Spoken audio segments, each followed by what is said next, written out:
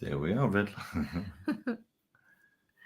Good evening, and if you're just tuning in, you are listening live to the Angel Rock on 105.3 and 107.7 out of New Orleans, Louisiana. I'm your host, Lorilei Potvin. If you've never been to the show before, welcome, and I also welcome all our returning guests that show up and make the show what it is. If you want to be part of the comments, please head over to UFO Paranormal Radio Network, either the Facebook page or the YouTube channel. I'll be able to see your comments because, if you've been here before, I love to have you as part of the conversation. I'm a Canadian clairvoyant medium. I'm also a crystal Reiki energy healer, Akashic Records practitioner, spiritual teacher and mentor, also truth seeker, and a registered nurse. My show, I always cover all aspects of the esoteric, spiritual, the paranormal, the power of the mind, the power of the mind to heal, power of positivity. Hey, Dave, haven't seen you in a while. I was just thinking about you. Glad to see you here. Also, I want to mention to you, some of our shows are over on Roku. We do have our own channel. I don't have a channel code for you. That's the easiest way to find it. So I'm going to tell you another way. You're going to go to the channel store and you're going to look up UFO space P, like in Peter. And then there's going to be a list that's going to come up. So what you're looking for is UFO, Paranormal, and United. I think it's United Public Radio. And if you click on that, you'll find the channel, and there's some amazing shows there. We have something for everybody on this network. So if you like what you see, please share it with your friends and family. Subscribe because we are getting brand new hosts all the time. And this evening, I have two of our amazing new hosts here tonight. I'm so excited to introduce you to them. I'm going to read their bios first. So Gary Allen is an author, poet, philosopher, intuitive, and natural healer. He has appeared on numerous TV and radio shows and is renowned for his extraordinary abilities. Gary's interests include Shakespeare and the Who Wrote the Plays and Other Works controversy. He has a varied knowledge on many subjects and is married to the beautiful Shona Allen, and they live in Norfolk. Gary has written 3 books, In Search of the Swan, Dead Poet's Pen, and A Thinking Man, and is currently working on a 4th called Much Ado About Something.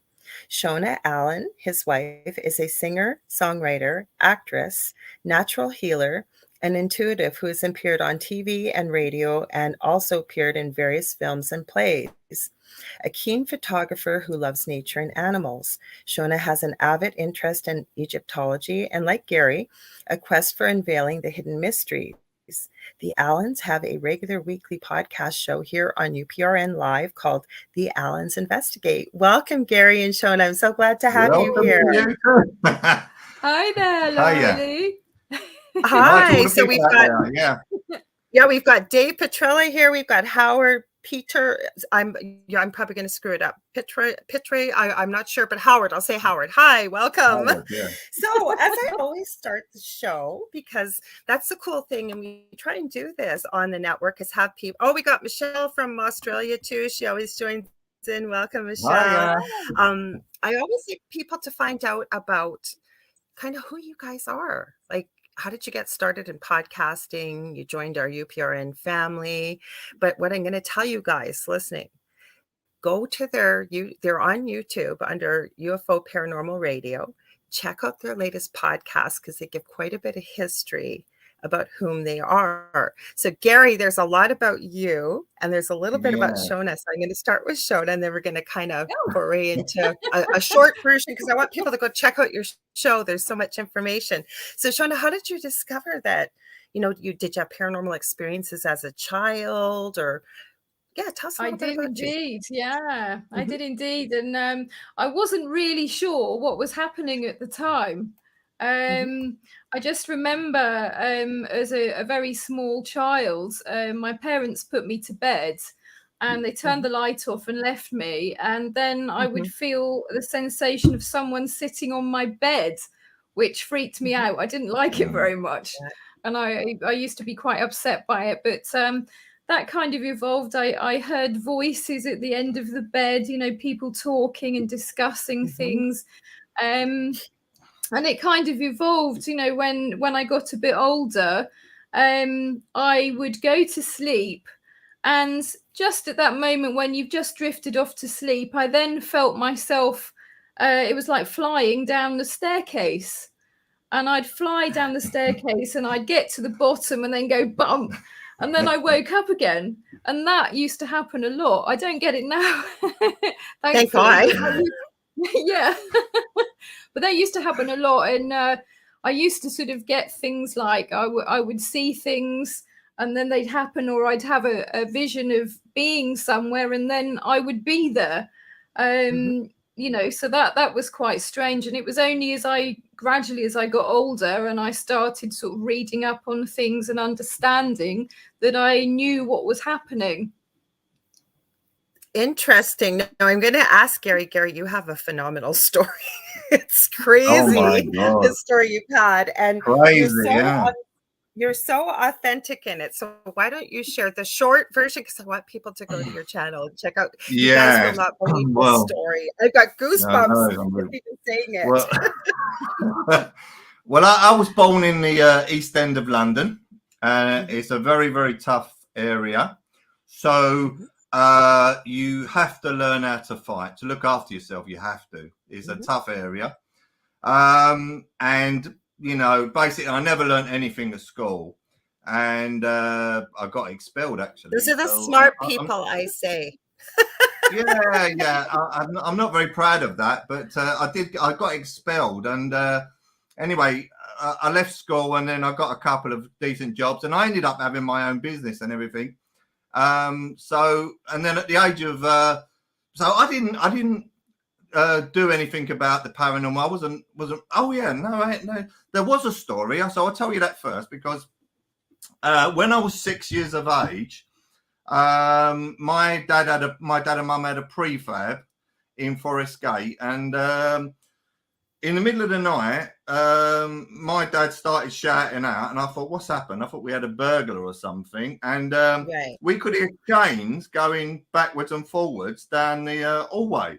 So I thought, oh my God, what's that? And then when we went into the front room, all the windows was open, the television was blasting out, back and front door was open.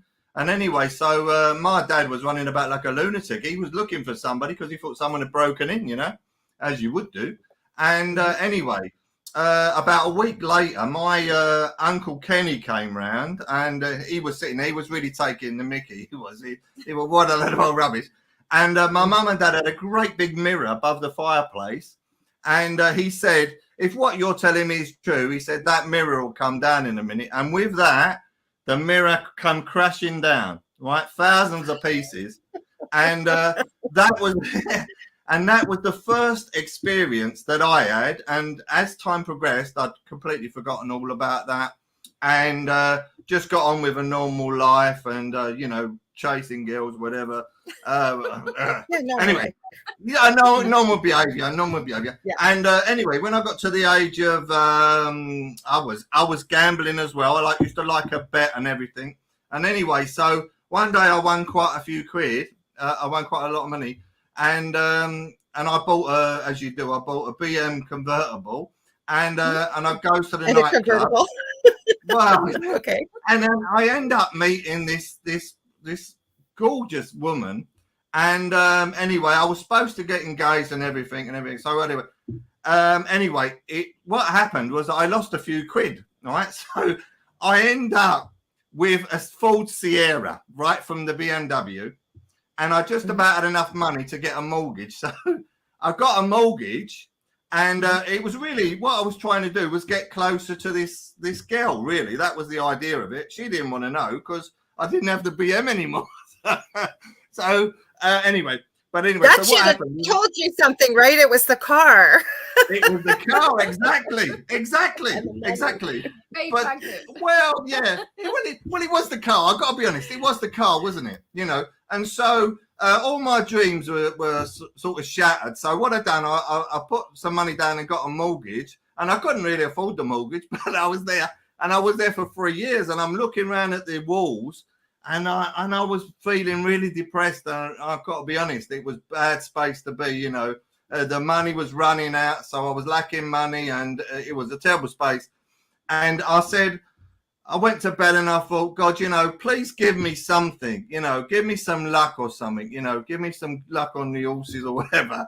And it was really down. My luck was really bad. So anyway, so what happened is I went to bed, and the next day I got up and I had this overwhelming desire to write. I ain't kidding you. It was really strong. And so I got a pen and paper from the drawer, and the only thing I used to write was betting slips. So anyway, I got to get a pen and paper from the drawer, and I put it on the table, and I started to true story. And I start to write, right? So I thought to myself, what am I writing here anyway? And about a minute and a half later, a couple of minutes later, I've got like about 260 words on a piece of paper.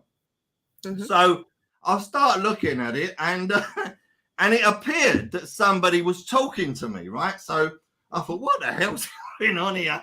It looked like someone was talking to me. They're saying, Gary this and Gary that, and don't worry, everything's going to be fine, Gary, don't worry. So anyway, I telephoned my friend Dean, and I said, Dean, I don't know what's happened, mate. I said, something weird has happened. I said, you're not going to believe it. So anyway, I told him what, and he went, what? He said, I think you better go and see a doctor. Or what are you talking about? Have you lost your mind? Yeah, exactly. He said, I'm sorry, Gary. He said, but I think you've lost it. I said, well, why don't you come over then? Come and have a look. So anyway, he decided he would come over, and anyway, he knocks on the door, and as he walks through the door, he's laughing. I'll never forget his face. He was really laughing. And he walks through the door, and as he walked through the door, for some unknown reason, I grabbed his left shoulder with my hand, and I squeezed it like that. And I didn't know what I was doing anyway, but I squeezed it. And then I walked away from him, and he started to rotate his left arm, and he was rotating it in sort of a clockwise, anti-clockwise, all like. And I said, what you doing? And he said, Gary, he said, I swear on my life, he said, I can't believe it. He said, what did you just do? And I said, nothing. I don't know what I did. He said, well, you touched my shoulder. He said, and something's happened to my arm. And I said, what are you talking about? And he said, yeah. He said, I busted it in karate. He said, I haven't been able to move it above like that. He said, I ain't been able to move it. He said, and all of a sudden, he said, I can move it. He said, I can't believe it. Anyway, so he sat down, and I made him a coffee and all that. And he said, read your writing to me. So anyway, I read the writing to him, and he said, do you know what, Gary? He said, that don't sound like you at all. He said, do you reckon you could do it again while I'm here? And I said, I don't know. I said, let me have a go. So I got another piece of paper and a pen, and I started to write. So anyway, so he was watching me, and it was like really fast. There's no question. And there was no pause, there was no punctuation, and no grammar. And he said, well, that's amazing. He said, what does it say? So I started to read it to him, and then he's looking really, strange. He thought, what's going on? And anyway, come to the next bit, and it said, Donna, which was his wife, had a doctor's appointment the previous day, right? Mm-hmm. So when I told him this, he spat the coffee all over the floor, all over my nice carpet. And I said, what's the matter? And he said, honestly, he said to me, are you having an affair with my wife? And I said, no, but thanks for the tip. Anyway, yeah, I'm calling you over to tell you, this is how I'm going to tell you I'm having an affair with your wife. Yeah. So anyway, what he done, he phoned his wife up, and she told him that she hadn't seen me for 5 years, which was the truth. Mm-hmm. And so with that, Dean, he said, I've got to go. And he left, and I never see him for another 10 years. I don't think. It scared him off. It scared him. Yeah, it scared him. I got so many questions. I'm going to stop you right there. First of all, okay. For those of you, because there'll be people that'll be just listening on the replay, or they may listen. The reason why we were kind of laughing while Gary was telling this story is because Michelle in the audience had written, you don't need a car to drive a woman crazy. So we were laughing at that. Yeah, I want to say hi to William Garris and he's here too. Welcome. Glad to have you all here. If you're just tuning in late, I want to remind you you're listening to the Angel Rock Live on 105.3 and 107.7 out of New Orleans, Louisiana. My mouth doesn't want to work.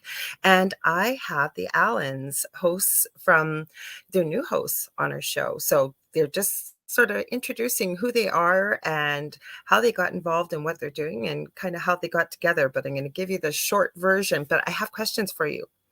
And I'm like this because I get so many questions in my head. Okay, so when you were writing, did you know what you were writing, or you just kind of took pen to paper and just wrote? Yeah, no, I didn't know what I was writing at the time. You just knew you had to write and just sort of put the pen down, and it's almost like the pen wrote the story for you, or were you hearing a voice? Or well, basically, it was. You know, I found that when I stopped the pen, the writing would stop, and then it would carry on. So would you hear the words in your head? Not at that time. I didn't hear no words at that time. No, it was just purely sort of I was writing it, and then there was no pause, no punctuation, no grammar, but it made perfect sense. It was all conversational text. Somebody was talking to me, and I had no idea it was.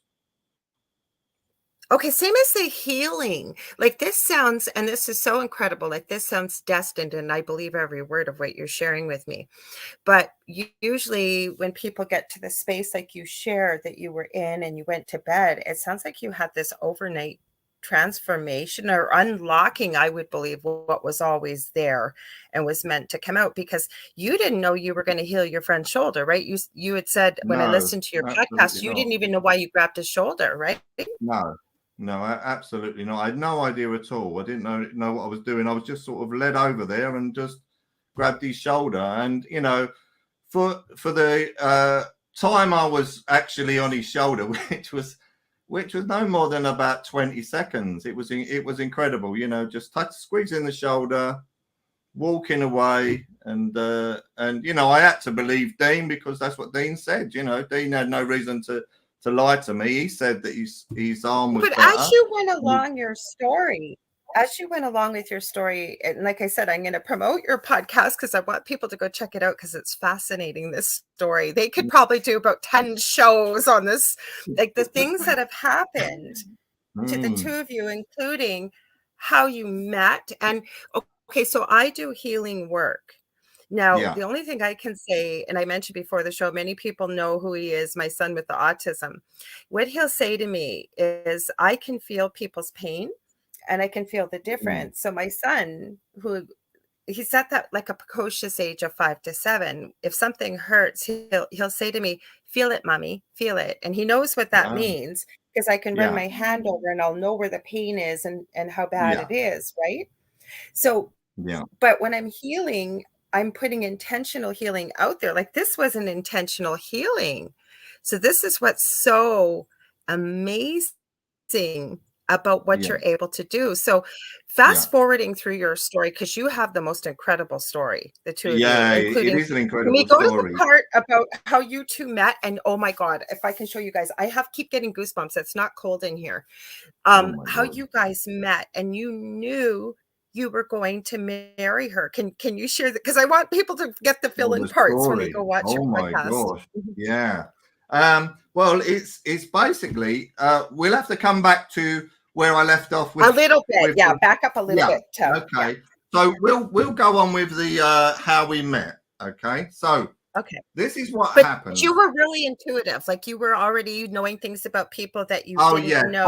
By the time, we're now talking on from the time I first got the gift. I'd met. I was told that I would meet a dark-haired French girl, and I was also told that I would have a son, and I have a son. So my son is called Adam. Now Adam, he was only a youngster. He was about 2 or 3, and I was living in London with the French girl. And basically, I got up one morning and I said, "It's over. I'm sorry." And I thought it's quite artless, really, but I just had to do it. And you know, she took my son with her, so I ended up, I was in a flat on my own, and my son had gone as well. So you know, that was really painful. You know, that was painful. And anyway, but nevertheless, she took him, so and she thought it was the best for him. So, you know, anyway, so basically what happens was that 6 months later, you know, I'm on a train and I'm going to Essex. So I'm sitting next to a blonde lady. She's opposite me, right? So you know, I mean, I was a bit of a lad, really, bit of an EastEnder. So I'm thinking, you know, I wonder if she's got stockings. You know, I don't know. Being a typical man, right? Well, you know. Anyway, so I'm thinking that, and then the next thing that happens is I've got a voice in my head, and it says to me, "Gary, tell her Peter." Okay, so I ignored it, and then about 10, 15 seconds later, the voice repeated itself. It said, "Gary, tell her Peter." So I ignored it again. And then the third time was within a minute, and it said, "Gary, you must tell her Peter." So they I never said, give up, do they? They never give up. They'll just I'm gonna don't worry, I'm gonna say this to her. So I said to her, "Excuse me, I'm sorry to trouble you on your journey, but do you know Peter?" And she said, "Peter is my boss. How do you know that?" And I said, "Well, I'm intuitive." And she said, "Oh, my friend is intuitive." She said, "Let me give you my business card. I have to get off at this stop." So I had a minute between giving her the message and her getting off the train. Okay. So now 7 years went by. We become good friends. 7 years went by, and I'd lost contact with Maggie. And I'm in the flat, and I wake up one morning, and a voice in my head says, "Gary, you've got to contact with Maggie again." And I thought, I don't know where Maggie is. I've no idea. So anyway, so I looked in my diary, and I had Maggie's daughter in there. So I phoned up Maggie's daughter, and I said, "Do you know where Maggie is?" And she said, "Maggie has moved to Norfolk." And I said, "Oh." I said, "Would you mind giving me her number and I can ring her up?" So that's what happened. So I rang Maggie up, and Maggie said, "I'm really sorry." She said, "I can't see you now because the place is in such a mess, but come down in 6 months. So come down to Norfolk and you can we can meet up again in that." So I thought, well, okay. So that's 7 years and 6 months, right? Don't forget that, 7 years and 6 months. And I come down to see Maggie, and I've got my young son in a pram, right? And I'm in a place called Ottica's Bookshop. And I go up to the top of Ottica's Bookshop up the stairs and that. And there's a lady there with dark hair. And I said to her, I told her a few things. And she said, "How do you know that?" And I said, "I'm intuitive." And she said to me, "Wow, that's amazing." I said, "If you come to see me tomorrow, I'm going to change your life," right? So anyway, she said, "Well, let me think about this." I said, "Well, okay, there's the address I'm staying at. And if you come, you come. And if you don't, you don't." And that's how I left it, okay? So the very next day, I get a knock on the door, and it's this lady. So she said, "And "Hello." you'd forgotten about this, right? Like you just thought, "Oh, she's not going to come," right? Oh, I didn't know. I didn't expect her to turn up. But anyway, she did. So she come. Now, Maggie wasn't very best pleased that I'd invited a stranger to the house. Well, you can understand that, really, can't you? So anyway, so I said, "Well, look, Maggie," I said, "please do me a favor." I said, "because she's made the effort to come to see me. Let me see her just for 5 minutes." So anyway, she agreed, okay? So the lady come in, sat in a chair, and I had to give her healing, okay? Well, I say healing because I'm from the East End. You don't know what healing or healing is. They all sound the same. Okay, so what did that look like? Are you able to say that, Gary, at all? Like, what did that look like when you say they were healing? Pardon? Healing. Yes, I have trouble No, but saying it because what does that look like? Like, what does that look like? Was it laying on of hands? Did you yes. Well, basically, yeah. I would be guided to the part of the person's body that I needed to go, basically, right? So she sat in a chair and I went over her body, and basically after about 5 minutes, she said, "Thank you." And she left. Now, she never said what was wrong with her or anything.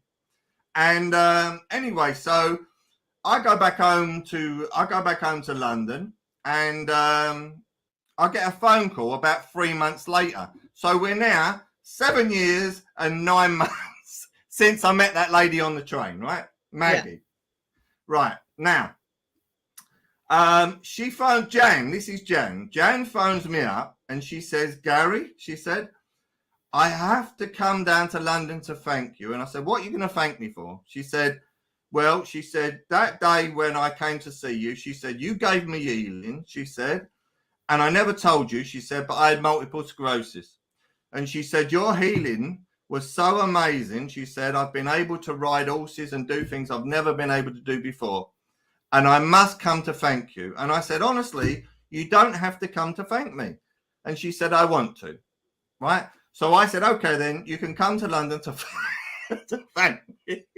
So anyway, she comes to London about 2 weeks later. She knocks on the door. I open the door to her. I said, "Hello, Jan, it's lovely to see you." She said, "Oh, thank you so much." As she walked through the door, she said, "You don't like blondes, do you?" And I said, "Well, I prefer dark-haired girls. I can't be honest. I prefer dark-haired girls." And then I said, "Why?" And she said, "Well, last week I was at an awareness class," and she said, "and I met a blonde lady," right? So Shona will take the story up of why she was at an awareness class. Okay. Well, I was at an awareness class because I just come back from living in Spain for a while, and I felt a drawing to go to the spiritualist church. So I went to the spiritualist church, and there was a couple of people standing outside as I went in, and one of them turned to me and said, "You've come here looking for something, haven't you?" Which I had indeed. I was interested in joining a mediumship circle to try and develop and understand a bit more what was going on with my things.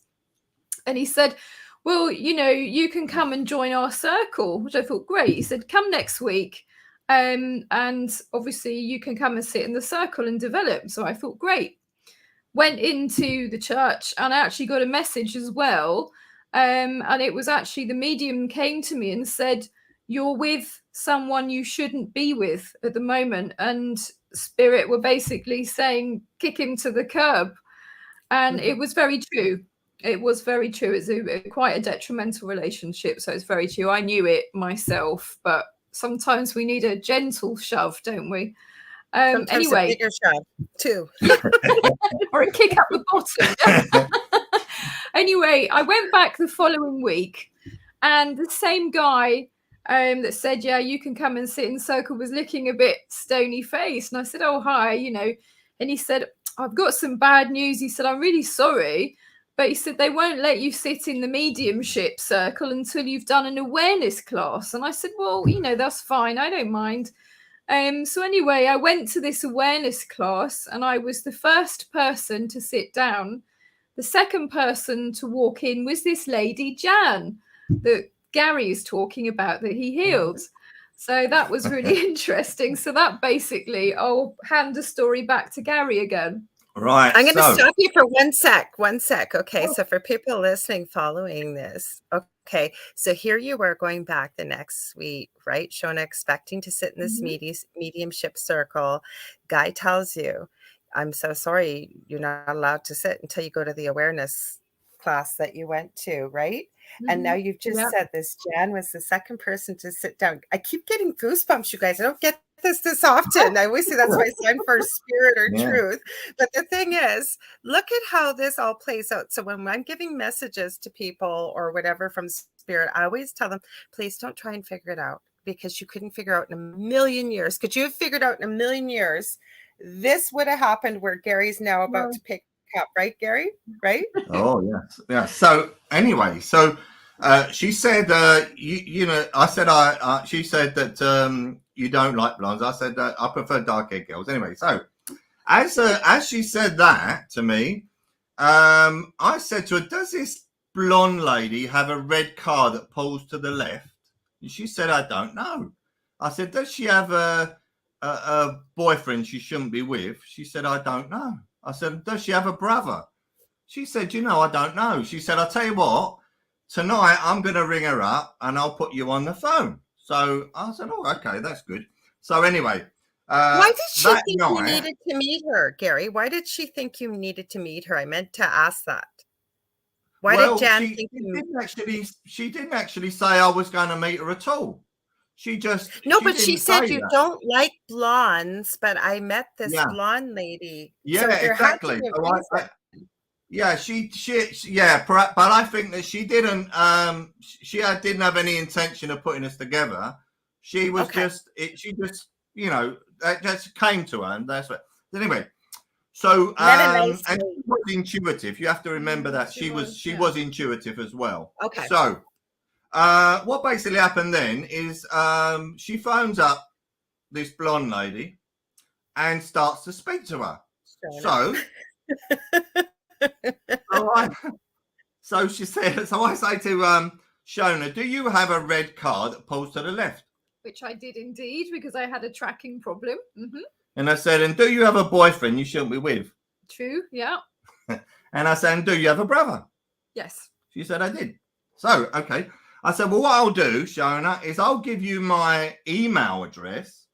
And if you ever want to speak to me about anything like, intuitive or things, then send me an email, or contact me. That'd be great." So anyway, she took my email address and I'm sitting at the computer with Jan and I get an email. And I said, "Oh, I got an email from that bird." That's what I said. Young lady. So I got an email from that young lady. And anyway, so I clicked on it. And there was an attachment. And so I clicked on the attachment and there was a picture. And I turned to Jan and I said, "Jan, that is the girl I'm going to marry." I said, "I'm going to marry her on the 23rd of April, 2004. We're going to get engaged on the 14th of February, 2003. And the date was November 2002. So you have a lot of work to do. Sorry? Yeah, a lot of work to do. Yeah, a lot of work to do. And you forgot about the thing with the ring. You picked Jan's ring, didn't you, at that awareness class? Oh, yeah. We were doing a psychometry sort of test. And she'd said to me, because they asked us to bring some personal objects. And Jan turned to me and said, I'm gonna bring a watch. Okay, so when each of us basically got up to pick an item from the tray that each of the people there had put down, and there was quite a few, I thought deliberately, well, I'm not going to pick a watch because Jan's already told me that. So I picked this. I was drawn to a gold ring, so I picked this gold ring up. Anyway, I went to sit back down in the circle and I started getting images of being in this kind of hospital setting with the white curtains, and I started feeling really sick. And sorry, I'm just saying hi to Howie. I knew it was when he said tips top hat. It's his Facebook user. Hi, Howie. So go ahead, Shona. I'm sorry. Go ahead. Anyway, so I vocalized all the things that I was getting. And guess who it was out of all the people? It was Jan sitting next to me again. Yeah. It was Jan, yeah. So, so I definitely think that somebody up there was giving a few hints. I know, but this is such an incredible story, and I don't usually spend this much time on getting into people's history, but I think it's important because once we get into a little bit deeper discussion, you guys couldn't have made this up if you tried. No, and it's even more. Hi, Robin. It gets even more people. So what happens? What happens with me is I'm then told I've had no contact with Shona. I know that was it. I came back down to Norwich, and I met with Shona for a drink. Right now, I know I'm going to marry her, but Shona doesn't know, right? So what happens? We have a drink, and anyway, nothing There's is not going to really happen. any chemistry, right? There's not really any No, chemistry. nothing from is there, going to because they're happen. on Shona's Nothing. part. No, nothing is going to happen. She's interested in the intuitive abilities and that, but nothing is going to happen. It's not going to happen. So I go home and I'm feeling a bit deflated. And anyway, Spirit said to me, if you want to call it Spirit, they said to me, Gary, I call them. buy her an engagement ring for your engagement at Roslin Chapel in Edinburgh, right? On the 14th of February in 2003. So, and when was that, for people to know, Gary? When was that when you got that message? The date then was early December 2002, right? So you early had like December 2.5 months, and they're telling you to go, and you and there's exactly. No, yeah, it's true. Yeah. So anyway, so what I do, and I've still got the original flight tickets. So I get her an engagement ring, and I order it from America, and I get 2 flight tickets to Edinburgh, to Roslin Chapel, for round about the time I'm supposed to get engaged to her. Anyway, I don't hear a single thing over Christmas. The ring hasn't come from America, so they said, well, you got to have a ring, Gary. So I bought another ring. So I got 2 rings. If the other one comes, I've got 2 rings, and I haven't heard nothing from Shona. Nothing at all, right? And so we're now entering, I think it was the 1st of February, 2nd of February, or maybe a little bit earlier than that, late January. And I haven't heard... I still can't believe this story. Honestly, and I haven't heard nothing from Shona, right? And then out of the blue, what happens? Well, I can't believe this story. Somebody says they had the same experience. I'll read it after you're finished telling this story. Well, I rang Gary and I said, I know Gary. And he said, you know what? I said, I know that you know. He said, you know that I know what? I said, I know that you're going to marry me. I'd seen it. I saw it in a vision, and I knew that Gary had written a book called In Search of the Swan, and the swan actually is a really important symbol for Gary in particular, but obviously now both of us. But I saw 2 swans in a heart shape, and I knew.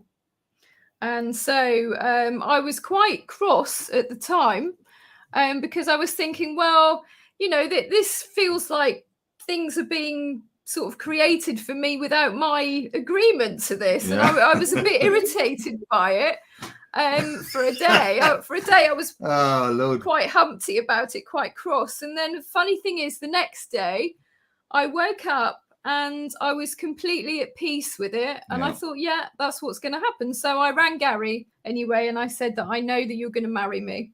Yeah. And this was at the beginning of February, right? This is at the beginning of February. Yes. This is the thing. So then Shona comes down to London to see me. Okay. We had everything in common, and we went to Roslin Chapel and got engaged, and it was amazing, honestly. So. Yeah, and what happened was that I had this intention of putting a red rose in a ring. A ring in a red rose. A ring in a red rose, yeah, not the ring, not the rose in the red, not the ring. Yeah. And so what happened? I put this ring in a rose, and Shona had seen it in a vision, hadn't you? So you saw it. So we have no secrets. No secrets, no. And then basically, so we got engaged, and then a year later. On the 23rd of April, 2004, as predicted, we would have a medieval wedding. A Knights Templar. I was dressed as a Knights Templar and Shona as a princess. They also told me it would be a televised wedding, and it was televised by BBC and ITV. Wow. And we had jousting nights and everything. And they also said it was going to be a hot, sunny day. And Shona's mum was very concerned because it was April, and April showers And she said, I'm really worried it's going to be raining and all that. And I said, no, it won't be. And what was the temperature? 70 degrees. It was beautiful. It was a beautiful sunny day. It was amazing. Yeah. This is an incredible story. And I'm going to go there in a minute. I just want to read a few comments here because people are just loving your story, by the way, in the comments. And like I said, I always like to read them out because people that are here live can see them, but anybody listening on the replay can't listen. So I'm going to back up a little bit. So we have William Garrison again. He says, hello, good people. I knew who it was. That's who I was. I tried to just say hi when someone's talking because I know who it is. Facebook users. Now I copied this for you so you can change your name so that I know who you are because it comes up Facebook user and I've got no idea that who's here. So give me 1 sec. I'm going to tell you, if you're coming up as Facebook user, this is what you have to do. Okay. So you're going to go to StreamYard.com/Facebook. StreamYard will request to access your Facebook name and photo. Once you accept, all your comments are going to show up with your face. So that's all you got to do is go to StreamYard.com/Facebook and accept. So I knew it was Howie because Howie always says this. He's in the paranormal world. He's an intuitive. He owns a Rift network. He's a good friend. So he says, tips top hat. And then said, don't you just love it when you know? And then he goes, it's Howie. I knew it was Howie. And then Robin's here from Halfern Paranormal over in the UK too. I seen Robin. He said it's Robin. And then I believe this is Howie because he identifies this down below. He says, yes, I will be asking Sarah to marry me October 29th, here, I'll highlight it, 2023. I completely understand. I'm in the middle of this story myself right now. Oh, great. Yeah. Congratulations. So we've got Zach Man, another fan of the show. Good afternoon, everyone. Just got back from the gym in time to catch the show. Got a few more LOLs and sorry. The knowing and October 29th is me, Howie. That's how I knew it was Howie. And he said, I am loving this, making my heart smile. And then Zach added, I ordered a custom-made ring from the UK in September 2020. It was stuck in customs until I got it shortly before Christmas that year. Unfortunately, I know that didn't quite work out well, but you've got a beautiful ring still, I bet, Zach. So the right person when you're meant to give it to them will happen. So what do we got here? Well, I won't bring that up, William. You say you're having a few issues, we'll say, with your account on Facebook. But yeah, we can see you, William. So you're okay. You don't have to okay to anything. Debbie Schmoley. Debbie, you just missed the most incredible story. You're going to have to go back with my guests, Shona and Gary. They're hosts of We're Getting to It. We're Getting to It. The Allens investigate a new show on our network on UPRN. So she says, hi, all. Just popping in for a few minutes doing my first interview tonight, but I'll catch the replay later. Good for you, girl. I am so happy for you. I want to see the link, please. I will be happy to share it. So we get lots of people, get to know people that show up every week, right? And it's so much fun. And I like to make them be part of the show. It's like a family, isn't it? I consider them like a family. And if you're listening, I try to remind people that tune in. If you want me to, integrate with part of the comments and stuff live, please head over to facebook.com. It'll be UFO Paranormal Radio Network, either on YouTube or Facebook. And then I'll be able to see you and we can put your comments here. No, the reason why is because I know when I go to a live, and unless the comments are flying so fast, like nobody can see them, right? You get hosts sometimes and you comment or you got a question or like the incredible stories some people have shared here already. And nobody looks at you're like, why am I here? I might as well just watch a replay, whatever, right? So you guys are on our network. I know there's a big bunch of stuff in between, but you've got the show, The Allens Investigate. Can you let people know, like, what do you do? Is this a new show you guys created? Were you doing it before you came to our network? What's it all about so people know? Well, it's a brand new show. It's something that we've had as a seed of an idea for quite a few years. And it's only recently come to fruition again through synchronicity, I would say. Yes. Yes, it was an interesting story because a friend of ours, Hamilton White, he basically got stuck and he needed to get some collection from France. And I offered to help him to drive over there. And that's what I did. And when we were on this long drive, we were on a long drive together. And I didn't know Hamilton at the time, only through Facebook and that. And I thought, well, we had met him before. We had met him, yeah, but I didn't really know him. And I thought to myself, well, you know, spending sort of a long time together might not be so good. But anyway, it worked out well. And we were talking about this idea of ours, the Allens Investigate, and he said that's a great idea, and well, he put us on to Michelle, yeah, and that's how we got the Allens Investigate. And I mean, the main basis of our show is that we don't want to interrogate people. I know it says the Allens Investigate. We want to listen to their story. We don't want to make any judgment of it. We want to do some truth, drop some truth bombs ourselves, and hopefully people will get their own understanding and then pick their way through the wheat and the chaff. And it's very light-hearted as well. We don't take ourselves too seriously, so we try to inject some humour and some light-heartedness into it as well. Yes, bit of humour. You can't go wrong with a bit of humour. Okay, so like I said, remembering we're on YouTube, so we'll have to be careful with some of the words depending on where we go with truth seeking. Yeah. Because I used to do a lot more truth seeking. Yeah. And then every time I would have somebody that was well known and sort of controversial, right away when I go live, all of a sudden Facebook wouldn't stream, and then YouTube wouldn't stream, and then everybody else wouldn't stream, right? So what kind of topics would you two cover? Like, are you covering things anywhere from true crime to spirituality and everything in between? Well, we will cover most things, won't we? We'll cover most things. Obviously, we won't go into anything, you know, COVID related or that, because that's obviously not a good idea at the moment. But we have our own views on things, don't we? Yeah, I mean, it's mainly focused on ancient history, mysteries. Oh, I love it. Spiritual subjects, paranormal, Knights Templar, for example. Rennes le Chateau. Rennes le Chateau mystery, ancient Egypt. Channeling. Channeling, all the healing, all these kind of subjects. Okay, I got to stop you right there for 1 second. Okay. I had this guest on, and I work with this PR agent that is a friend of a few of the people here that know him. I take him wherever I go because he was such a big help with our paranormal story. Jason Bland, he's got Paranormal Soup on Sunday nights on YouTube and Facebook. Amazing show live.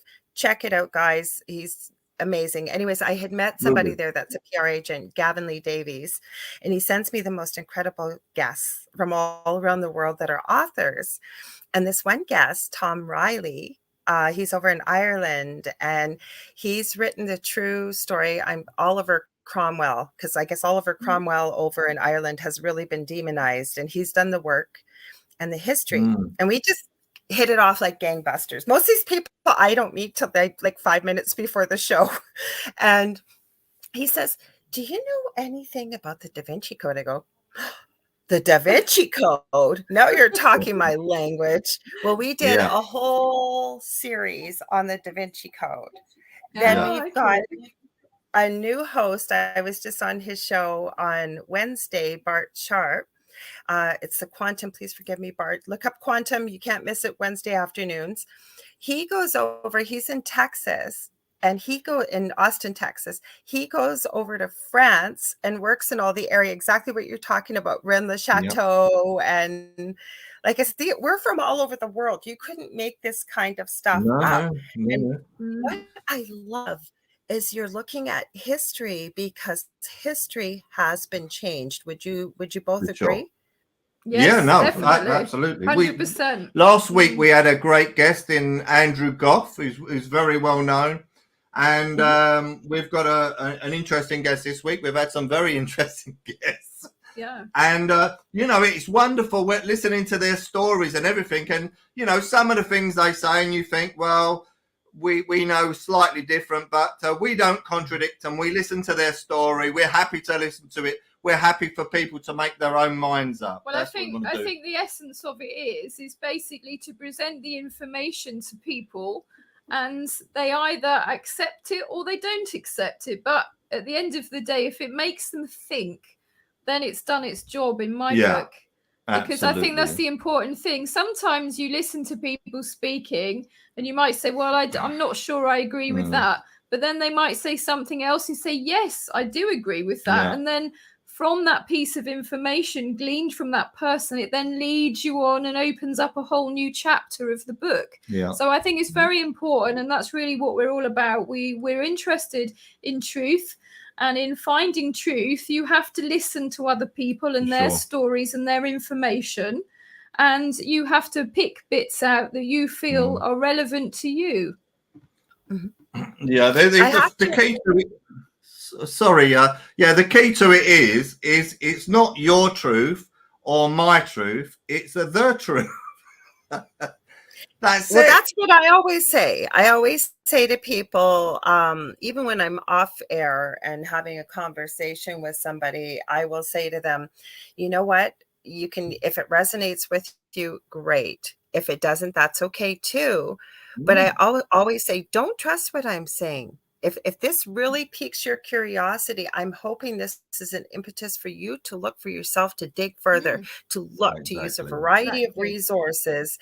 Because a lot of, when you mentioned, Gary, that you hadn't finished school, and I wasn't being facetious when I said how brilliant that is, because all school, no, seriously, because, I went to university to be a nurse. Yeah, I learned about the human body and whatever, but it doesn't matter. I have found, I'm going to be 58 in August.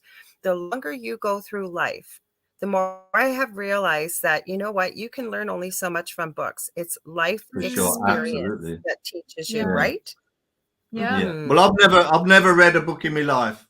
Well, do you know, it's interesting because when I was at school, my teacher in my class, I think that's probably the most useful thing I ever learned at school. And he said, with books, he said, use books, but don't let them use you. Yeah, absolutely. And I've always remembered that. And I thought, what a wonderful line that is. And it's very true. Some of the most successful people in the world have never finished higher education. Right back to, we can go to Einstein. He's not a favorite of mine, but he never did finish school. Bill Gates. There's lots of people out there that never went to higher learning. And as my partner Del always has said, and he's right, really what school teaches us when we go into school, right? We go in as small children and we ask why. Right. We all had kids at that age. If you had kids around the 3-year-old age, it's always every second word is, well, why? Well, why? Well, why?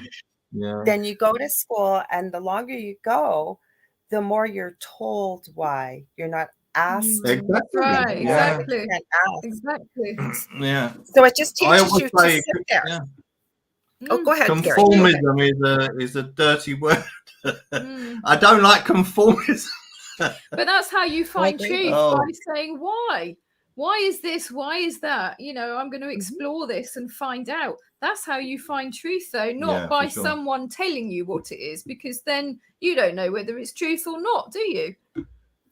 I think your show is important because this is what I'm finding with life getting so busy nowadays, that people are relying on trusted sources before that they maybe could have gone to. But with the way the world is going, we really have to start asking why. If something doesn't feel right, and we all have these abilities, don't we? I heard you say that on your podcast episode. Everybody, everybody has a sixth sense and everybody has healing ability, even the most ardent skeptic, but they don't know. And that's what we want to. That's what we want to show people. And the idea is, if maybe I'll get to read some of my poetry later, a bit of it, and then you quickly see and quickly understand that the person that wrote that poetry and wrote that philosophy is not Gary. Gary was just the pen. Gary was just simply the pen for that You can knowledge. read your poetry, Gary. You can tell a little bit about that if you want, because your whole story. I'm trying to get people to go to your podcast. That's why. But go ahead where you feel you want to talk. Basically, it's beautiful poetry. Mm-hmm. Yeah, basically, we've just been talking about. I'll just have a look here. Let me have a look. I just won't keep you a minute. I've got on the first page we were just talking about. Yeah, we were just talking. This is what we were just talking about, which is quite interesting. This is a piece of philosophy. I was taught. I gave others my teaching. I question not. They question not. They believed. I believed that my teaching was just and true. Suddenly, the world was full of people who question not.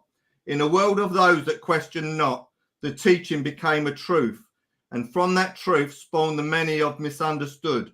The misunderstood were those who never questioned if, what, and why. And that is what we've just been talking about, because people are not questioning what they're being told by the media and other, they're just not questioning it. And you have to question everything. If, what, and why.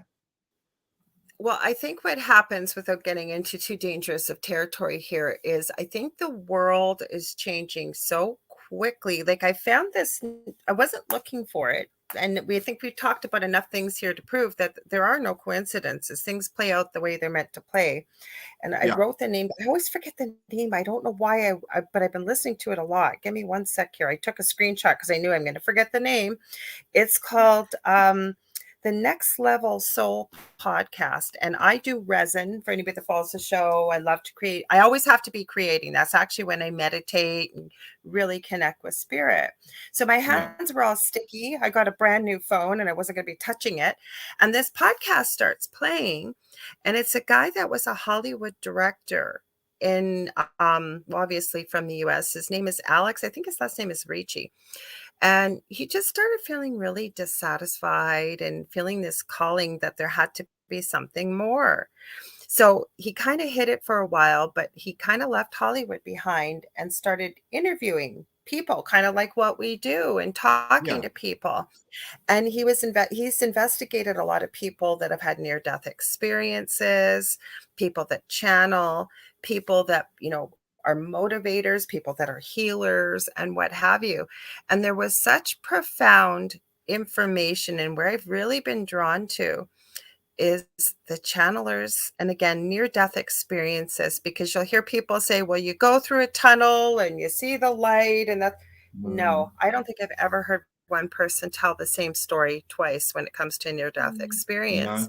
But it was powerful, and I'll bet you too would find it as well, or anybody else that recognizes how intuitive you are, to hear different people channeling a collective, different types of collectives. Some it was the Arcturians, some it was a collective called Theo, some of them were angels, whatever.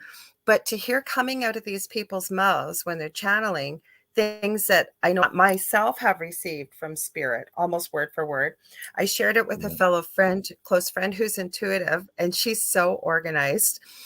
She goes, I was listening and I remembered I wrote this word for word in 2018, and she did. She read it to me.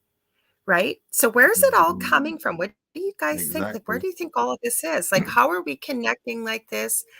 Do you guys, with your show, are you able to help not, I don't want to say push people, but give them the opportunity, the breadcrumbs where to go to follow, like how they can recognize their own abilities as well through truth and history and the paranormal? Well, I think the thing is that the first part of your question, I would say, from my own perspective, I feel that everything that we need, all the information that we need is there. It is there, a source that we can tap into.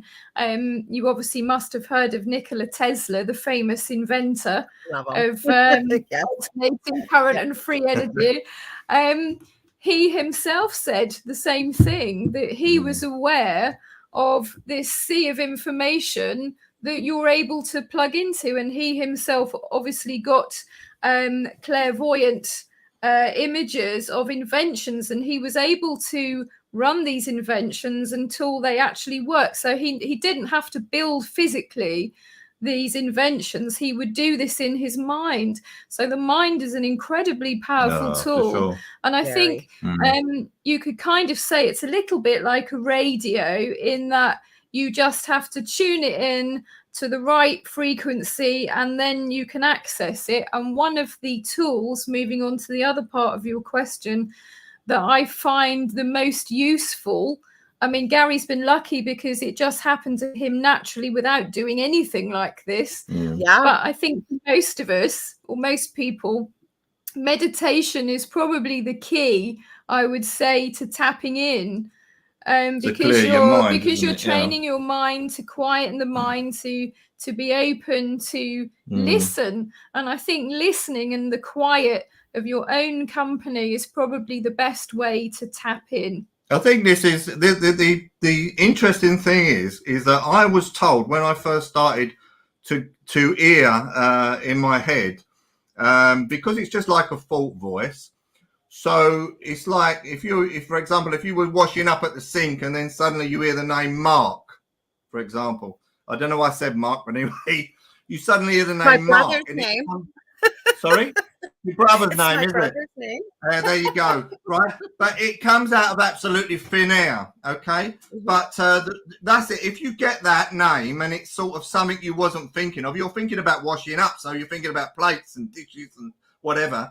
But if you suddenly get the name like Mark or Phyllis or whatever, then that explains that you're getting that from somewhere else. It's not your own thought process. And I've got a very interesting thing because I believe, and I believe I can prove it as well, that the mind is separate from the brain, right? And the reason I say 100%. 100%, yeah. And what basically, I mean, when I started to channel the poetry and philosophy and all that, I remember that they were saying to me that they said, Gary, we will blank your mind. You will no longer have thoughts rambling in your head. And they did. And so I've got like a meditative state mind all the time, which enables me to write thousands of words without even thinking about it. I don't have to think about it. And I just write thousands of words, conversational words. Or if I get inspired, I'll write poetry. I'll write war poems, poems from like Elizabethan times, romantic poems about death. And you know, I don't speak from an ego point of view, but I am absolutely in awe of the poetry. Absolutely in awe of it. It's phenomenal. And that's because whoever gives it to me, I don't know how it works. I mean, I'll be quite honest. They'll give you a perfect piece of poetry from start to finish in about a minute or a minute and about a minute and a half. And I've got a couple of poems that I'd like to read so that you can tell the East End Gary. Absolutely. I mean, I've been educated beyond my wildest dreams by the spirit world. So I'm not, an uneducated man. I'm well educated now, but uneducated at school. And it's really helped me. And let me just have a look if I can get a couple, because so this is I'm just giving it to the listeners so that they can get a feel of what I'm talking about. This one's called The Riverbank. I wander along the riverbank. The wind, it blows but gentle. I seek to find the answers of my very existence. Oh, for the flowers that grow. The petals fall upon the ground like patterns of silk in its flow. I see such beautiful things of which they make me glow. Such beauty to have to see along the riverbank. Trusted friends, the birds feeding on the worms that are earthbound. Joyous sun, it does pound down upon my sweating brow. The grass, it has such depth, it moves gently in the breeze. I see such colour from all around, the colour of the seeds. How this does please my eyes, such beauty. Beautiful. You know, and okay, I gotta ask you too. This is driving me crazy because when spirit keeps repeating, and I would never tell somebody what a past life is, but you too, obviously, when you're with your partner and you've been along together as long as you have, had past lives. Do you guys have any idea of maybe who you were in a past life? Like, I keep getting these flashes, and I've been wondering if anybody's told you or you picked this up intuitively. Well, we were once told, but I'm not sure about this. We were once told that we were gay lovers in the times of Shakespeare. I wasn't picking I'm that not up. sure about that one. Not that that's a problem. My eldest son is part of the LGBTQ community. I don't have a problem with it because I keep picking up that you two, obviously, and I don't like to tell people their past lives, but you two have had this love affair for so many lifetimes and important roles. These words you're picking up, Gary, I almost feel like you're channeling, like you're continuing it from lifetime to lifetime. I don't know if that makes sense. And I'm not trying to tell you who you are, but I keep picking this up. It's asking you to mention it's very, very Well, interesting. it would make sense in terms of the fact that when I went down to stay with Gary, it was like we'd known each other forever. Yeah, forever. We had everything in common. I mean, the only slight difference is he likes football and I don't. But we're forgiven for that. We're forgiven for that. But yeah, I mean, we definitely had so much in common, and it was freakily, like we did know each other forever. So well, there is a story, Laura, about the when you're talking about reincarnation. Now, I wasn't sure about reincarnation, but I told this story in one of the shows a couple of weeks back. Now, what basically happened recently, I had a wonderful friend who traveled with me to all the Templar sites right across everywhere, from Leicester Square, from the Jean Cocteau mural in Leicester Square, right the way across to France, Temple Combe. And she had a passion for the Templars, and and she used to always say to me, she'd say, "Who are you, Gary?" And I used to say, "What do you mean?" She said, "Well, unless you've got a name, who are you?" And I said, "I can't tell you." She said, "Well, until you can tell me who you are, you can't go anywhere." So basically, I thought she'd be, "Well, who am I?" And I said to Shona one day, I said, "Who am I?" And she said, "You're the Cockney Bard." And we found out. Is that how you got that name? Yeah. And we found out 2 weeks later that John Keats was called the Cockney Bard, but it was a bit of a derogatory term because, they said, "Well, with that, what is he all about? Who does he think he is from the East End or wherever? What does he think he is, the Cockney Bard?" And it was an insult. But Shona named me that, Not as an insult. No, not as an insult. It just came to me to call it that. But this is the thing I was going to say about Sheila, is that I was in the house and I was with Sheila and another friend called John. And I said to John out the blue, I said, "John, you've lived many lifetimes and you've died many violent deaths, but not in this one." And I turned to Sheila, this is my friend of the Templar Journeys, and I said, "But Sheila, I can't say the same for you." So Sheila said, "Oh, I've had enough of this. I'm going to bed." So Sheila goes to bed. And I said to John, "I keep getting fire with her, John. Fire. And I said, "I can't get it out of my head." And anyway, 17 and a half years later,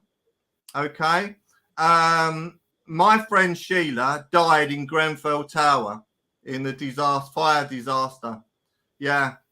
And that week when she died, I was thinking of her almost every day. And I phoned my son up in France and I said, "Have you seen Sheila?" He said, "No, Dad, I haven't seen her."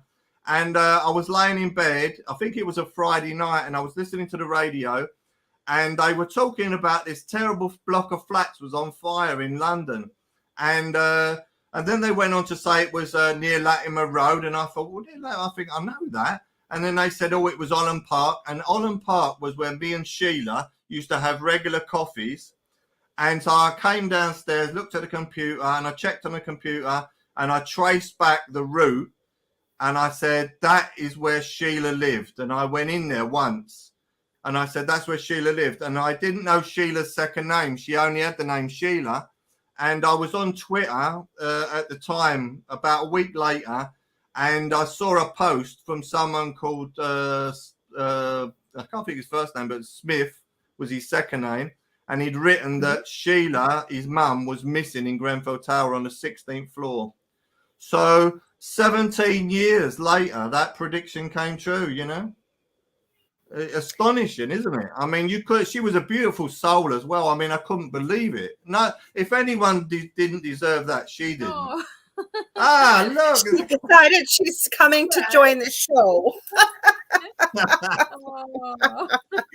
She just stepped on the keyboard. That's why I grabbed her. And she loves this crystal I wear. Sorry. I have a question for you. My dogs, and usually my dog, I have a German Shepherd. Usually she jumps up, but I find both the animals really come around if spirits around. Like, even if you're not asking for it, they do. And I'm sure, because I want to get a little bit into your singing career, and you're absolutely stunning, Shona. And I'm sure people have noticed that you look very much like Marilyn Monroe. So before we get into that, if that's okay, we do have one question, and it's from Dave Petrella. Now, he's over in the US side here, but he's been very involved. I don't know how familiar you are with Oak Island and the history of about the Templars. It's actually located in Canada, the TV show. Dave was involved with the TV show. So what he's asking, you mean the Templars, like as in Oak Island? So have you made any connection with either one of you with what you know of the Templars and of Oak Island? Well, we've had not with Oak Island specifically, but we have had sort of connections with Templar happenings. I mean, obviously our wedding was a Templar wedding, a Knights Templar wedding, and Gary had his outfit specially made and the Isle of Malta, wasn't it? Yes, in Malta. So it came direct from Malta. So that was really wonderful. I know that the Templars have been well travelled, but there's a lot of difficult things to believe about the Templars. You know, I mean, I know they went to Rennes-le-Château and Monseigneur, and then they wiped out the Cathars, and you know, there's lots of stuff. And the Rennes-le-Château has a lot of falsehoods about that, and that's something. That's a crazy church. That's a crazy church. Like, I've never been to Europe. So I had to go through with what Tom Riley was telling me when we were doing the shows, and he had sent me stuff. Then there was a documentary that apparently was up there. I forget the gentleman's name. He renounced everything after he'd said what he did. But there was a documentary on him, and Tom had said, you can't find it. It's been wiped off the internet. I said, tell me the name. So I found it in an hour on YouTube, but it was in Spanish, the name. And it went through it, but he was telling me about the church. Like, the church is crazy. The stuff that's in there, isn't there? Yeah. Well, there's a character called Asmodeus in there. He's supposed to be the devil, but it's interesting because I anagram the name of that, and it come out as Soma Dias, which is mind of God. Wow. Soma Dias. Yeah. So it's very interesting. And also another interesting anagram is Opus Dei, which is Oedipus. Okay. The Catholic Opus Dei, Oedipus. Yeah. Oedipus, for those that don't know, as I know the Oedipus, what I know it as related to is Freud with Oedipus complex. But I know that there was a character, wasn't there, in Greek mythology by the name of Oedipus? Exactly. Yeah, exactly. It's fascinating, you know, and I like, but you often find these things through intuition. And so, you know, one day you're just looking at it and you think, wow, look, there it is. Yeah. You know, there it is. Or sometimes you'll just get a word, you know, you'll be doing something, I don't know, washing up or whatever. And all of a sudden you won't be thinking about anything particular. And all of a sudden, ding, a word comes up and you think, oh, I wonder why I got that. And then you'll go and have a look and do a bit of research. You think, oh, yes. Well, I'll tell you, it's my path is the philosophy and Shakespeare and all that sort of interest and the Templars or whatever. But Shona, she is truly is amazing. I mean, she gets stuff. She gets words from ancient Egypt, and you know, and she's following some path which is truly extraordinary. She really is. My cat likes you. She never does this. It's on feral. Now the dog's here, having a whole party She here. wants to be noticed, doesn't she? Yeah. Oh, Well, we yeah, like she cats. wants to It's be- okay. She likes you guys because she never does We this. like animals. We like animals. So don't I you worry. adore animals. I do want to talk a little bit about you too as well, Shona. You have the most incredible voice. I've listened. How I met Shona and Gary was I was able to, while they're figuring out how to use StreamYard, I was able to produce one of their earlier Still figuring shows. out how to use. What was that? I said I'm still figuring out how to use. It'll come. But and then I had come on, you guys, this is crazy. You can ask anybody in the audience. My animals do not do this normally. So I went because I got your websites, which I'll make sure I let people know where to find you. It's in all the links with the banners at the end of the show. But you have the most incredible singing voice. So what got you into all this? Because I believe healing comes in all forms, whether it's artwork, whether it's laying of hands, whether it's singing. We all are healers. I believe it. So I'd love to hear a little bit more about that with you.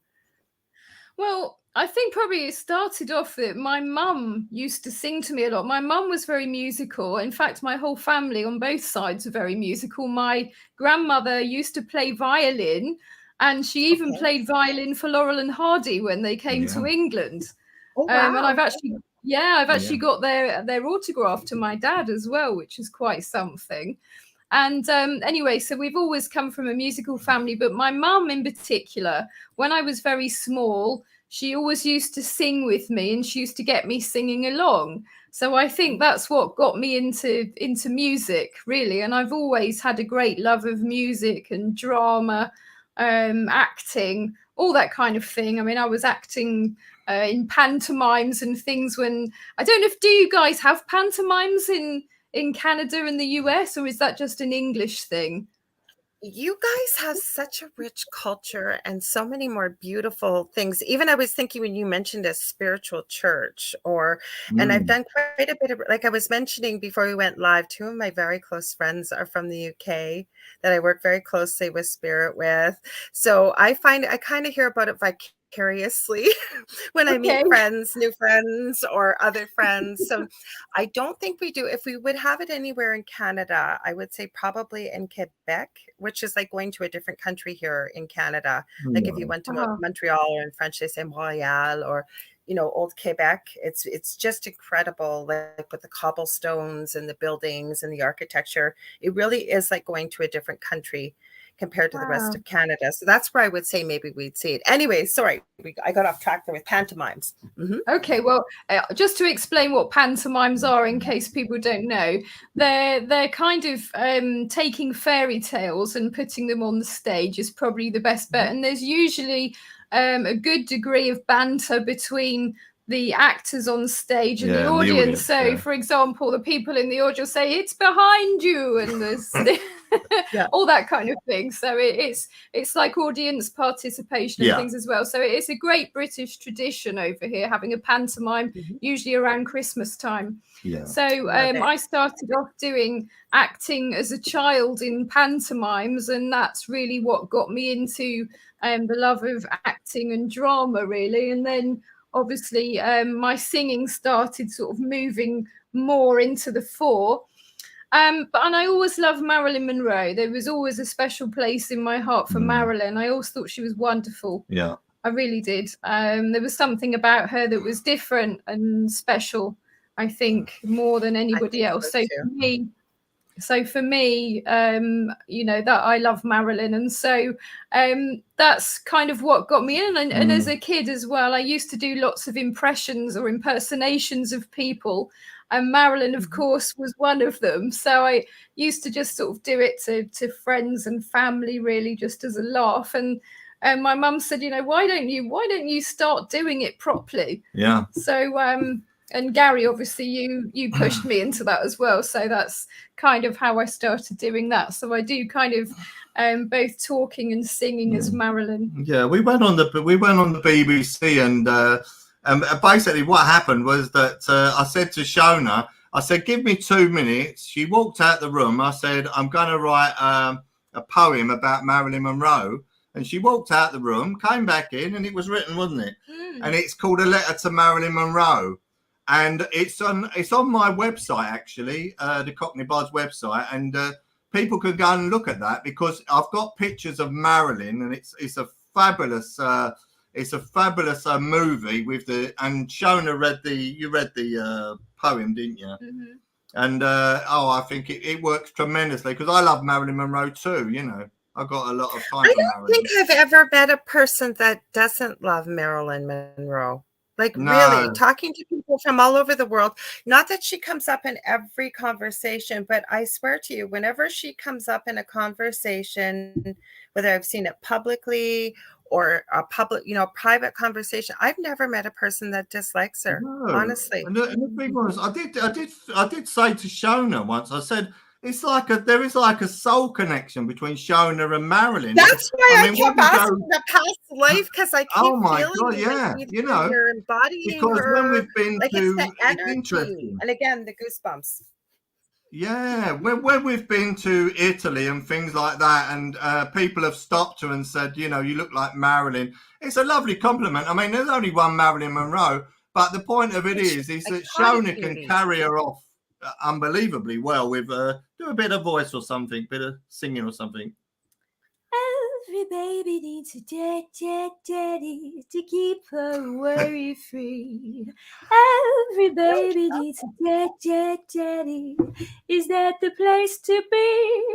Rich or poor, I don't care who. If you haven't got $1 million, then a half will do. Every baby needs a daddy. Could that daddy be you? Bravo. Excellent. Beautiful. That's nice. I did listen to your music. And you have an incredible voice. And I think, but Gary, I feel like I'm serious, and I don't normally, you can ask anybody. A few people had to pop out of here, so thanks they're going to listen to the rest when they can pop back in on the replay. But I don't normally say that to people, but I really feel like anywhere from back in the days of Egypt somewhere, like you two have just carried on this love affair romance through the ages. And it's really interesting you mention Egypt, because I was actually drawn to everything Egyptian since being a child, a small child. Scheherazade, because I keep hearing that name, Scheherazade. And I know nothing about her. Yeah, well, I think the reason you are, because I think that my father used to tell me the story of that years ago. So I think that's why you're getting that. But I used to, when I was very small, I used to jump into bed with my parents in the morning. On their bedhead, it was actually a library. So they used to have lots of books in it. And I always used to go for the same one. And it was the Treasures of Tutankhamun. Yeah. And I would sit there flicking through the pictures, absolutely in awe of all of it. I loved it. Now, always been really attracted and interested to it, everything Egyptian. Fast forwarding into later life, I would say probably in my sort of early 20s, I wasn't very well. I felt really ill, and I'd gone off to sleep, and I had this most vivid, it wasn't a dream because it was too vivid. You can tell the difference between a dream and something else. This was so vivid. I felt I was actually there. And I found myself laying on what seemed to be some kind of stone altar or something. And there were Egyptian priests that were going round anti-clockwise around, and they were holding some staffs and they were humming. And it felt like my body was going in and out, and it was making like a funny buzzing noise is probably the only description of it. And I was going in and out of my body, and then all of a sudden I just leapt out, and at that point I woke up and I'd stopped breathing, and I had to go to get my breath back. And that was so it affected me so deeply. I've never forgotten it. And so I think, I mean, probably some people might think it's totally off the wall and potty, but to me, No, I don't. I do think that I've been in ancient Egypt, and that's why I've been so connected to it, and I get a lot of stuff about Egypt, and why I was so attracted as a child to it.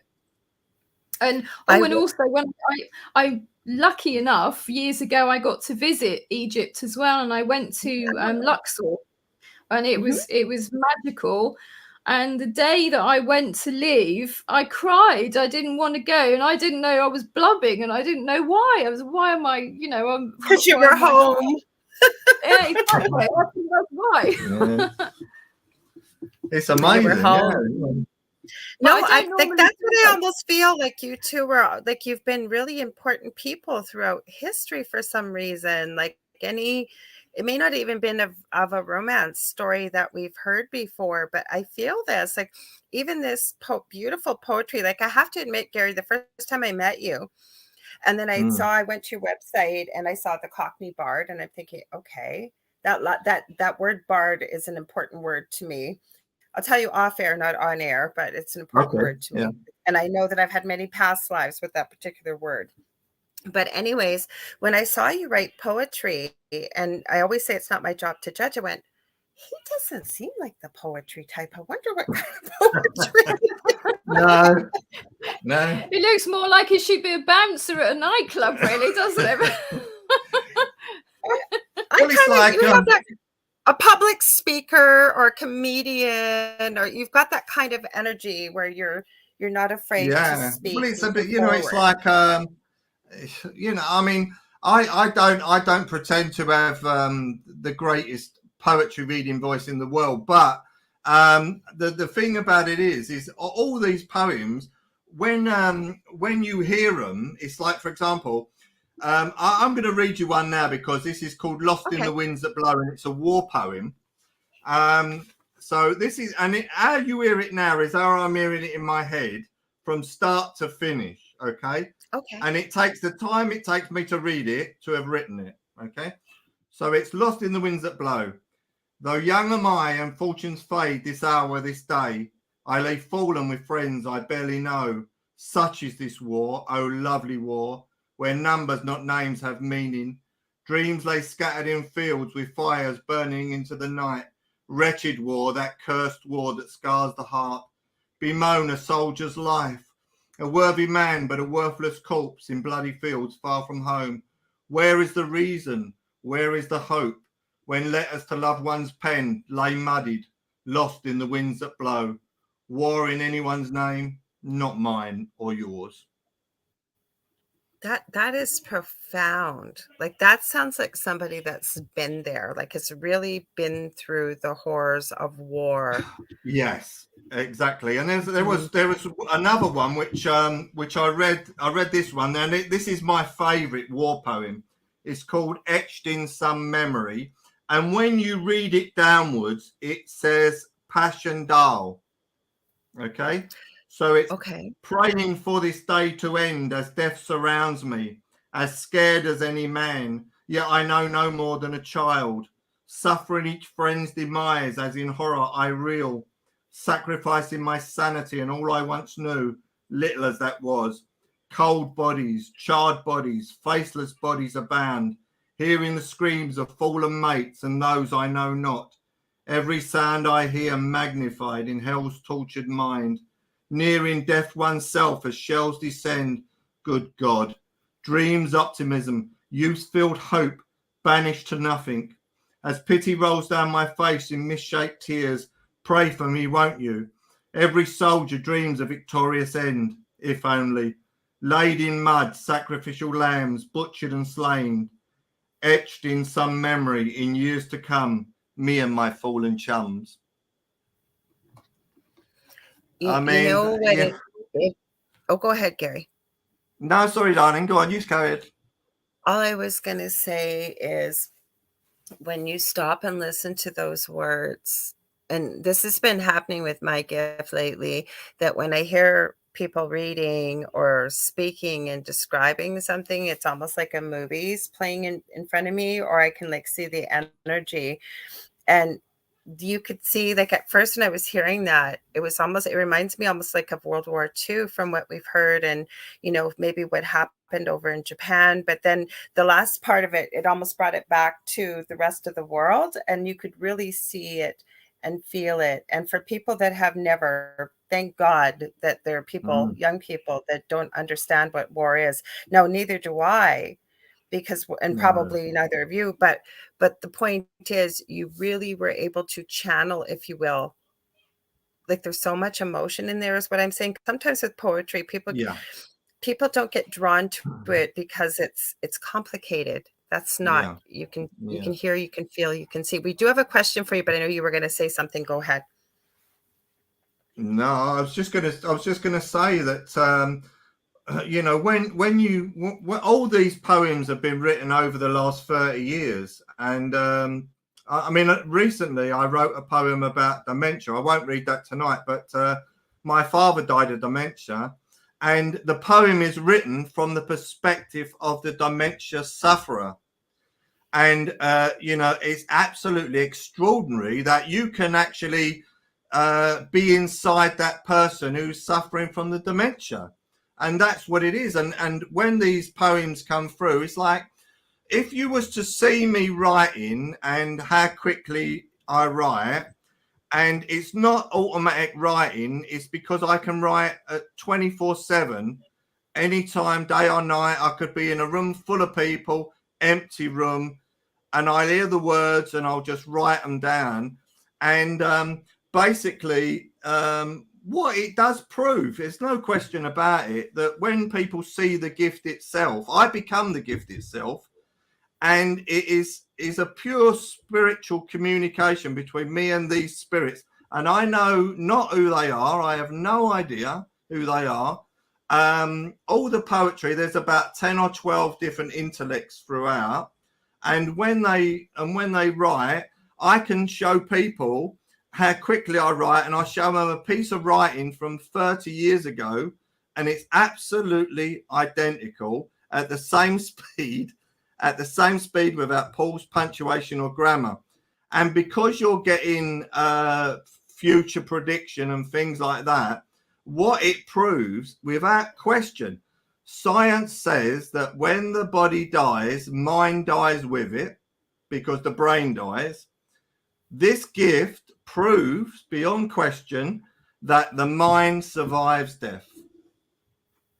Absolutely. Well, if you 100%. think about the law of energy, though, right, where energy can neither be created nor destroyed, but transferred from one place to another. And where I've always had a belief in the afterlife, I was raised Catholic, forced to go to Catholic school, forced to go to church. I never connected with it. I always say, don't bash people that need it. If it works for you, great.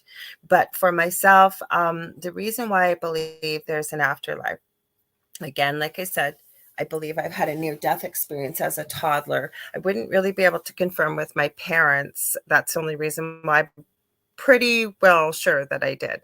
The fever of 106 and kept seizuring. And my parents would bring me to emerge. And the last time, and I'd stopped seizuring by the time I got there. And the last time I had a full-blown seizure, and they pulled me in the back. They wouldn't let my parents go. My parents have just told me when I was younger that they weren't allowed back there. There was no way they were allowed back. And that they said, all they told my parents were they worked on me for quite a few hours. And then I was in the hospital, I believe, for about a week, but I was between about 2 3/4 and 3 years of age. And my mother said, and she showed me pictures, I had a head full of ringlets as a little one. And overnight, the next day, my hair went completely straight for years. Wow. So the reason why, sorry, I got off track here. The reason why I believe in an afterlife is I always say I've been blessed to be there at the beginning of life, hundreds of times working in the NICU, labor and delivery, maternal newborn. And then I hurt my back working out as a community visiting nurse. And I've been so deeply, deeply honored to be there with a loved one. Families asked me to be there when they transition, as I call it, back home. And what I've seen, including patients who have had a cardiac arrest. I've been in the room, especially in the hospital. And afterwards, speaking to them, lots of times on nights, right? People are awake, they can't sleep. they're afraid. And I'd be working on nights, right? Once my work was done. And they've shared with me what they've seen and what they've experienced. And knowing them before the cardiac arrest and then afterwards, there was no way they would have known the things they knew and the things they could share. And it was never the same story. And I probably studied hundreds and hundreds, as well as talked to many people. And like, you'll hear people say, I said this before the show, people will say, oh yeah, there's a white light and you just go down the tunnel, like I said on the show as well. No, nobody says the same. I think it was William Garrison actually also shared. So I can't convince people there's an afterlife, but I'll tell you, when you hear these people's stories and how changed they come back afterwards, including their gifts, incredibly magnified, there's got to be something. Oh yeah. Well, you know, and too many experiences as well. It's not just like an odd one or two. There's so many experiences, and you can't deny all of them, can you? No. Well, do you know what? My friend, he said I could stay at his house one night. This is Ronald Bailey, and on my website there is an interview with Ronald Bailey, and he speaks about how we met. He was a wonderful man, and he was a friend of John Ford and Sheila Hancock, who were very famous actors. In the UK, John Ford was the Sweeney, is a British crime thing, but he's now dead. But very famous indeed. But anyway, that I stayed at Ron's house one night, and he said to me, my wife Eula, which is another great story. He said, my wife Eula's room is full and you can't stay up there tonight, but if you really want to stay, you can sleep on the floor. So I said to him, Ron, I'm so tired and I don't want to go from Harrow all the way to Essex. So I said, what I'll do, if you don't mind, I'll sleep on the floor. And that night I laid on the floor and I went fast. It was freezing, but I managed to get to sleep. And in the middle of the night, I was sitting bolt upright and I was looking at the ceiling and it was pitch black. And I could see this woman floating above me. She smiled down at me. She had a bun in her hair. She's a blonde lady. She smiled at me and she disappeared through the wall. So I wanted to shout out to Ron and say, Ron, I've seen a vision. But I didn't. I thought I'll leave it to the morning. When he came down in the morning, I said, Ron, I saw this woman last night. I said she had a bun in her hair. He went to the drawer. He got a picture out and he said, that was her, wasn't it? I said, yeah, that was her. He said, that was my wife, Eula. So, that's why I believe in it. I believe in it because I've seen it. What form the afterlife takes, I've no idea. All I know is that I've all this communication with them, years and years of communication. They've predicted the future. They've told me things about my own life, about meeting Shona and everything else, future prediction. And all I know is if people don't believe in it, that's fine. They're entitled to their own personal beliefs, but it's all documented. It's all written. We are living proof that you can see the future. Well, that's just it, right? And I always say it's not my job to convince people, right? People are entitled to their beliefs, but I truly believe that we are eternal beings and that this body is not me or you, right? We're just here as an everlasting soul, if you will, or energy, I believe, just having a human experience in this moment. Right now. Now we are almost out of time. See how quick this goes. I'm going to have you two back if you will come back, please, because we do have a question. Zach's been waiting patiently. So what he says is, well, we've got about 10 minutes, but that's going to fly by. I know it is. And I barely scratched the surface. I always have so many questions. So Zach Man asks, I have a question. Since we were on the topic of Marilyn Monroe, Shona, Gary, what is your opinion on her death? Do you believe in the official story, or do you believe that she was, I'll say, unalived? And why would you believe that? Or are you comfortable answering that? And if you're not, that's okay too. It's fine. No. I will say this, that I don't believe the official narrative myself, personally. I think because there's been a lot of programs that have blamed the Kennedys for her, well, what happens. And I don't believe that. I don't believe that one iota at all. I think it's been a number of false stories put out about Marilyn, that being one of them.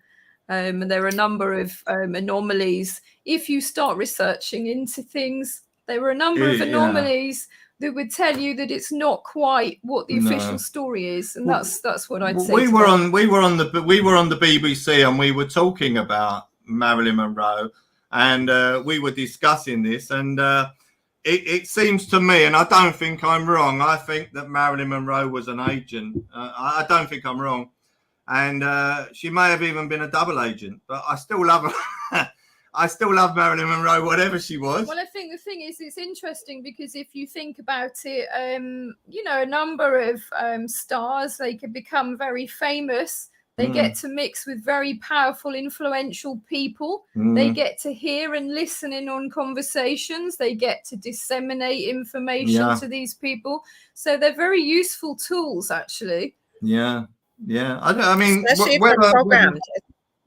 I was just going to say, especially if they're programmed. Heck, we could have went, if we had more time, we could have went down the MK Ultra Pro. I mean, there's so many things you can go under, but I know right now in Hollywood, there are sex kittens that are programmed exactly what you're talking about. I'm going to add one thing, and all I was going to say is I wasn't looking for it, but I saw a post-mortem picture of Marilyn. And the first thing I said, seeing that, knowing what I know as a nurse, it wasn't grotesque. It was when she was being removed. I think I've seen that. Yeah. I said, there's no way that woman died by the way that they said she died, by what I saw in the postmortem, just by her coloring and everything. And leave it at that. But there's no way, and I'm not a doctor, I can't diagnose, but believe me, I have seen enough people when they've left their bodies, as I say again, transitioning home, that there's usually a certain look by a certain manner of the way we leave this earth. And what the official narrative is, to me, does not support the picture I saw. You saw it too, Gary? Oh, absolutely, I did. Yeah, I mean, Marilyn Monroe, that's the point. I think she was such a beauty, and she was extremely intelligent, Marilyn Monroe, and she wasn't a blonde bimbo. No, not one bit of it. Not at all. No, she was incredibly intelligent. I mean, and I think for whatever it was all down to at the end of the day, the with the Kennedy family and everything, I think Marilyn Monroe, she her beauty and everything, she'll outlive. People thought she was stupid, but she'll long live past them people, won't she? Honestly. Well, the funny thing is a bit of a strange connection here as well with it. Yes. The connection to Marilyn, because my name before I got married was Kennedy, so I'm one of the Kennedys. No way. The Kennedy. Yeah. My family comes from Ireland. Harrison asked, what about the story about Kennedy being, I'll say, unalived by the U.S. government? Oh boy, we could do probably a whole month of shows on that. I love this kind of stuff. It's just the platforms that we're on. We always have to be so careful. But you know what? We have just about. You want to read one more poem, Gary? Oh no, just a quick one on Marilyn Monroe. It says, okay, well, Marilyn Monroe. I'll let you read that, and then yeah, we'll let people know where to find you. So go ahead. Lovely. On Marilyn Monroe, you can never make beauty look stupid, but many tried with her. It was her amazing ability to last the test of time, which proved that stupid was something that never did. I love it. God bless you, Marilyn. Yeah. That was part of her charm. And I think why she was as successful as she was, because I think you have to be pretty intelligent to play the role that she did. And was that believable? Because I've never believed for a moment either that she was not very intelligent. So where can they find you? What about your show? Tell them what days, a whole bit. I hope you two will come back too, because it's so much fun. Yeah, definitely. If you'll have us, we'd love to. Yeah, if you'll have us, we'll love to come back. So much to talk about. I know. Every Friday, so in the UK, it goes out at 7:00. UK time, and in America it's, I believe, 1 and 2 o'clock Central Time and Eastern Time. I think that's slightly different at the moment because for you guys, your clocks have changed. Yeah. Ours haven't Yeah, yet, so and they don't Eastern, change. I think it'll be 3 p.m. because Gary and I figured we're 4 hours apart from the UK. Mhm. Eastern, Yeah. so you either go backwards or forwards depending on your time Yeah. zone over here on this side of the Yeah. pond. And then, Sorry, didn't mean to cut our you off. clock. That's it. And then our clocks change on the 26th of March, I believe it is. So then Okay. we should be 5 hours. Okay, Yeah. the normal. So a little confusing, but it'll sort itself out. Yeah. I wish they'd leave the clocks alone, to be honest. Yeah. So that's the show, and we've got www.theallensinvestigate.com, and you can find me and my personal website on www.thecockneybard.com. Awesome, awesome, awesome. And your singing and all that is on the show too, right, Shona? It's on the website too, right? Yeah, there's a few snippets On the website, few snippets on the website, and also if you go and dive into YouTube, you'll be able to find a few things on there as well. You're going to leave us with a Marilyn quote about the radio. Oh, okay, Go perfect. on. And I didn't mention this at the beginning of the show. You can find me on Thursdays with my amazing co-host David Hansel on my second show, The Thing at the Foot of the Bed. And we've already talked about this week's show, unless something big comes up, because sometimes we will change. But right now we are working on the games like, what is Bloody Mary? Where did it come from? Is there paranormal stuff involved with it? Because even TV shows have covered it. And all those spooky games that people play, things like Ouija boards, and what we're going to talk all about that.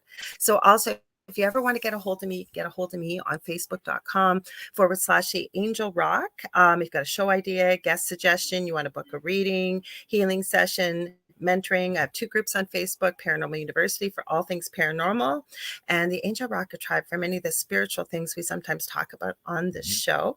Make sure, please, to tune in to the Allens Investigate this coming Friday live. And also, if you've enjoyed what you've seen here, please share, like, and subscribe, because we've got new hosts, new shows, new content, and there's something for everybody on this network. So I want to thank the 2 of you again. I can't wait to have you back on again. So thank you. And also, we will see you on Thursday. And of course, here next Monday, same time, same space with the Angel Rock. Okay. I send you all so much love and light. We'll see you on Thursday. Thanks again, Gary and Shona. Thank you. Bye.